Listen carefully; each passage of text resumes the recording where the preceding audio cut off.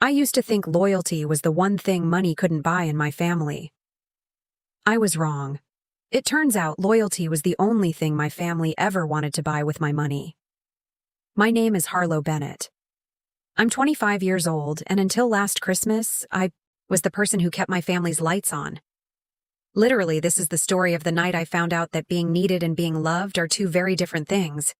I grew up outside Columbus, Ohio, in a small rental house with faded blue siding and a porch swing that never stopped creaking. We weren't wealthy, but we were stable. My dad, Gary, worked in HVAC installation. My mom, Denise, did the books for a local auto shop a few days a week. It was a modest life, but a steady one. Then when I was 21, my dad fell off a ladder on a job site and shattered 2 vertebrae in his lower back. He couldn't work anymore. He filed for disability, and we were told it would take a few months to process. Those few months turned into 3 years. At first, I helped because that's what you do. I was fresh out of community college working full-time at a marketing firm downtown, and I didn't mind chipping in $50 here, covering a grocery run there. But slowly, the favors turned into obligations. $50 became $500, groceries became the entire pantry. And before I fully understood what was happening, I was the one paying the mortgage, the electric bill, the water bill, and the car insurance for the whole household. My older brother Colton was 28 and still lived in the basement. He worked, on and off, which mostly meant he collected unemployment between short stints at warehouses he always managed to get fired from. He never once offered to help with a bill. If anything, he treated my financial responsibility like a personal joke. "Look at Harlow playing house mom," he'd say, cracking open another beer paid for with money he definitely hadn't earned. My younger sister Ivy was 16 and still in high school. I covered her cheerleading fees, her yearbook, her class ring. I didn't resent her for it. She was a kid. She didn't ask to be born into a house where the grown-ups had quietly handed their responsibilities to their 20-something daughter. I kept telling myself it was temporary. Once Dad's disability came through, once Mom picked up more hours, once Colton got his act together, things would go back to normal. But normal never came back. And somewhere in year 2, I stopped waiting for it. Still, nothing prepared me for what happened on Christmas Eve. We were all gathered around the dinner table. Mom, Dad, Colton, Ivy, and me. Mom had gone all out despite the tight budget. A honey-glazed ham, garlic mashed potatoes, green bean casserole, the works. She always said the one thing she refused to let go of, no matter how bad things got, was Christmas dinner. For the first half hour, it felt almost normal. Dad had a glass of bourbon in his hand. Colton was scrolling through his phone under the table, and Ivy was picking at her potatoes, half listening to the conversation. Then somewhere between the second helping of ham and Dad topping off his glass, the mood shifted. So Dad said, leaning back in his chair with the kind of casualness that told me this had been planned. "Your mother and I have been talking. Harlow, you're 25 now. Don't you think it's time you moved out and got your own place?" I actually laughed, thinking it was some kind of holiday joke. Nobody else laughed. "Wait," I said slowly, my fork frozen halfway to my mouth. "What?" Mom nodded like this was something rehearsed. "We just think it's time. Sweetheart, you're a grown woman. You should be building your own life, not living under your parents' roof." I stared at both of them. "I'm not just times living times here. I pay the mortgage. I pay the electric bill. I pay for half this dinner." "Actually," Colton snorted without looking up from his phone. "Bro, it's kind of pathetic, being 25 and still at home." Something in me went cold and hot at the same time. "I cover this entire house," I said, my voice sharper than I meant it to be. "I'm the one who's been keeping the lights on for 3 years, and I'm the freeloader." Mom see the exact sigh she used when she wanted me to feel like the unreasonable one. "Nobody said you don't help Harlow, but it's not healthy for a woman your age to still be tangled up in her parents' finances.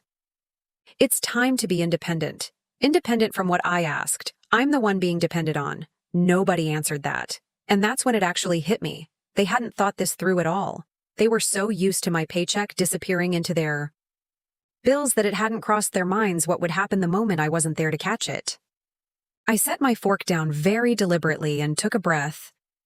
"Okay," I said quietly. "If that's really what you want, I'll move out." Mom's face relaxed like she'd expected a fight and was relieved it hadn't come. I know it feels scary, honey, but this will be good for you. We can even help you look for apartments. I almost laughed again. Instead, I just nodded. I'll start packing tomorrow. For one brief second, something like doubt flickered across my mother's face, but it was gone before anyone else noticed. I didn't sleep that night. I lay in bed replaying the whole conversation the casual way my father had delivered it, like he was doing me a favor. The practiced calm in my mother's voice. The way my brother had smirked like this was the best entertainment he'd had in months. They wanted me gone. Fine. I'd be gone. The next morning, I pulled 2 suitcases and a duffel bag out of my closet and started packing clothes. My laptop, important documents, the small jewelry box that had belonged to my grandmother. I didn't own much furniture. Most of what was in my room technically belonged to the house. I'd never bothered getting my own place because I genuinely believed my family needed me there. Turns out they only needed my direct deposit. Around noon, there was a soft knock on my door. It was Ivy, arms crossed, chewing on the inside of her cheek the way she always did when she was nervous. "You're actually leaving?" she asked. I zipped my suitcase shut. That's what they asked for.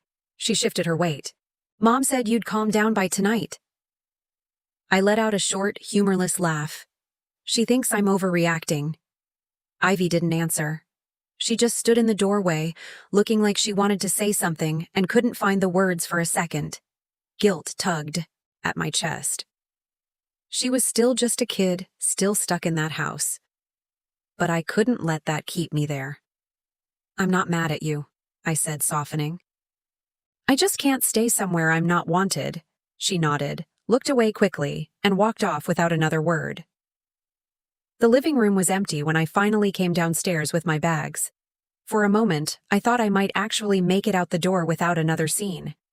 Then my mother walked in from the kitchen, spotted the suitcases, and stopped. "You're leaving right now?" she asked, like this wasn't exactly what she'd asked for less than 24 hours earlier. "You told me to," I said. She frowned like she hadn't expected me to move that fast. "I thought you'd take a little more time to figure things out. I already have somewhere to stay." I said that wasn't entirely true yet, but I wasn't about to stand in that living room and let her talk me into staying another week. My father wandered in from the den, scratching his stomach, looking about as concerned as if I'd told him I was, rearranging the garage. "So, you're actually doing this?" "Huh?" I reached for the doorknob without answering. That's when my mother said the words that changed everything. "Harlow, wait. Before you go, we need to talk about the bills." I froze with my hand still on the knob. "What?" "Well," she said in that same maddeningly reasonable tone, "I know you're moving out, but obviously we still need help with the mortgage and the utilities. We were thinking you could keep sending money. For a while, at least until things stabilize." I turned around slowly. Sure, I must have misheard her. "You're kidding me. I'm serious." She said, "We can't cover everything on our own right now. You've been helping for so long. It wouldn't really be that different. You'd just be, you kicked me out," I said, cutting her off. "We times asked times you to move out." She corrected as if that distinction meant anything at all. My father sighed like I was the unreasonable one in the room. "Come on, kid. Don't be selfish. We took care of you for years. It's your turn to help us out now." My hands curled into fists at my sides. They'd had no problem telling me to leave the night before. No problem calling me the problem, the burden, the reason things weren't healthy. But the second they realized that also meant losing my paycheck, suddenly I was family again. Suddenly I owed them. I took one long breath and said the only word that mattered. "No." My mother blinked like she genuinely hadn't considered that answer as a possibility. "No. No," I repeated. "I'm not paying for anything else. You made it very clear. I'm not part of this household anymore, so I'm done." Silence. Then my father scoffed. "Wow. Real nice way to repay us." My mother looked almost offended. "We are your family, Harlow." I laughed. I couldn't help it. Funny. That didn't seem to matter much last night. I turned, opened the door, and walked out. Behind me. I heard my mother calling my name, my father muttering something under his breath, and my brother, who'd apparently been listening from the kitchen the whole time. Mumble. Guess she's actually doing it. I didn't stop. I didn't look back. I got in my car, gripped the steering wheel, and drove away without a single glance in the rearview mirror. I had no real plan. But for the first time in years, I knew exactly one thing. I was finally free. I spent the first 3 nights on my friend Priya's couch. She didn't ask many questions, just handed me a blanket and told me to make myself at home. While I was there, I finally did something I'd never let myself do before. I looked up rental listings and realized for the first time that I could actually afford my own apartment now that I wasn't quietly funding an entire household. Within 2 weeks, I'd signed a lease on a small 1-bedroom above a bakery on the east side of the city. It wasn't fancy. The floors creaked, the radiator clanked at night, and the closet was barely big enough for half my clothes. But it was mine. No one barging in without knocking. No passive-aggressive comments about how I spent my own paycheck. Just quiet. I settled into a routine that felt for the first time in years like actually living times instead of just surviving. Meanwhile, word trickled back to me about how things were going at home. Priya's mom still talked to mine occasionally, and Priya relayed the updates without me even asking. Apparently, my parents had genuinely believed I'd cave within a month and start sending money again. When the first payment cycle came and went with nothing from me, reality hit hard. The mortgage was suddenly hundreds of dollars short. The internet got shut off for 2 weeks. My mom picked up extra shifts. My dad tried selling old tools on Facebook Marketplace. My brother, who had never paid for a single thing in that house, suddenly had to start covering his own gas money. They were finally facing the weight of their own choices. And I'll be honest, I didn't feel guilty about that. Not one bit. As for me, I was thriving. I bought a secondhand couch I actually liked. I started cooking meals just for myself, buying groceries without calculating whether there'd be enough left for someone else's bill. My stress levels dropped so fast it almost scared me. I hadn't realized how tightly wound I'd been living in that house until I wasn't anymore. Then about a month later, my phone rang. I was curled up on my new couch, half watching a rerun when an unfamiliar number flashed across my screen. Out of habit more than curiosity, I picked up, "Hello, Oppose?" Then a voice I knew instantly. "Harlow, it's Mom." Not even bothering to hide the exhaustion in my voice. "What is it?" "Mom."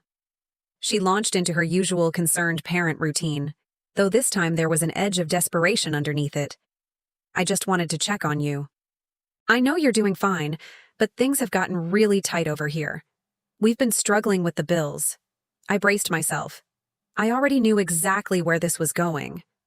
"We were hoping," she continued, "that maybe you could send a little something. It wouldn't have to be much." I closed my eyes. "I already told you. Mom, I'm done paying your bills. You told me I wasn't welcome there anymore. Remember?" A long silence stretched across the line. I knew exactly what she was doing. Waiting for guilt to creep in. Waiting for me to crack the way I always used to.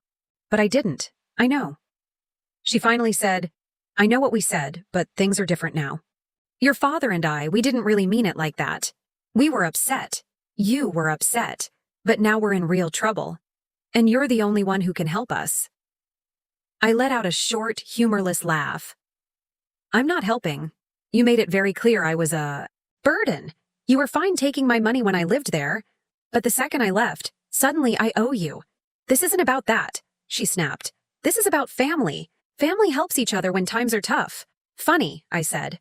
"How that concept only seems to apply when times you times need something from times me." "Harlow, please," she said, her voice cracking.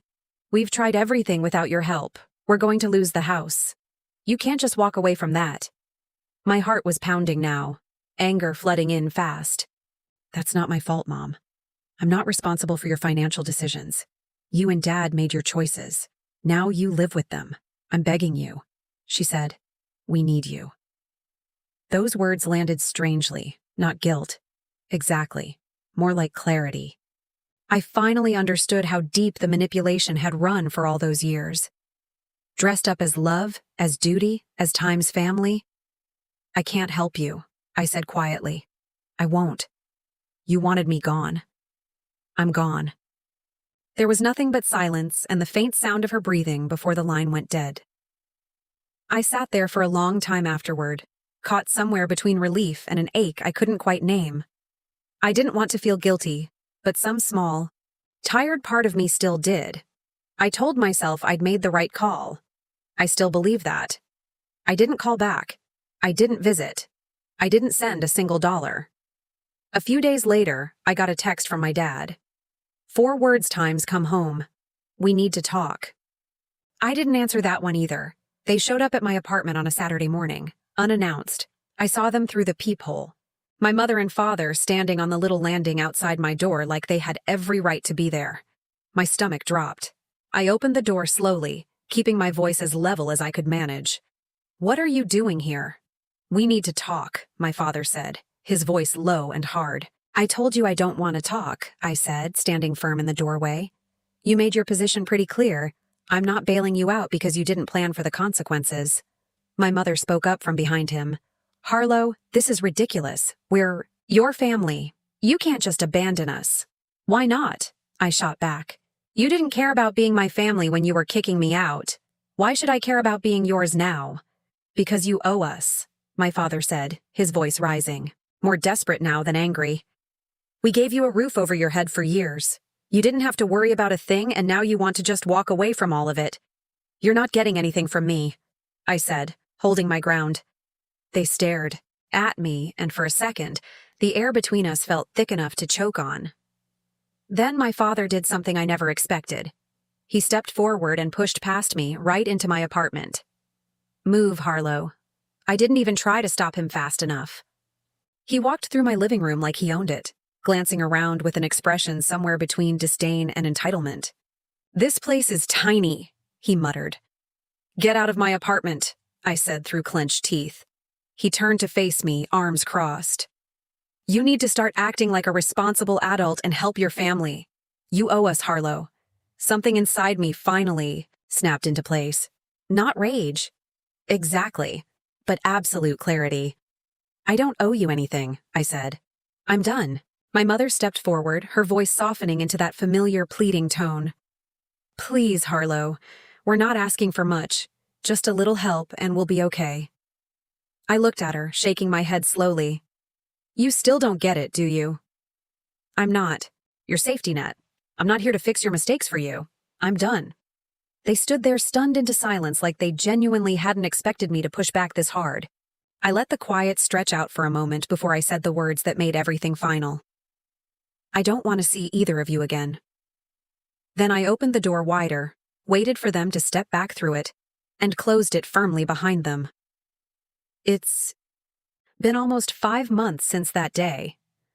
Life on my end has been quieter than I ever imagined it could be.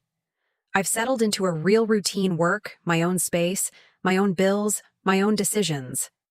I'm doing better than I ever thought possible. The constant invisible pressure I lived under for years is finally gone, and I didn't realize how heavy it had been until it lifted. As for my parents, things haven't gone smoothly.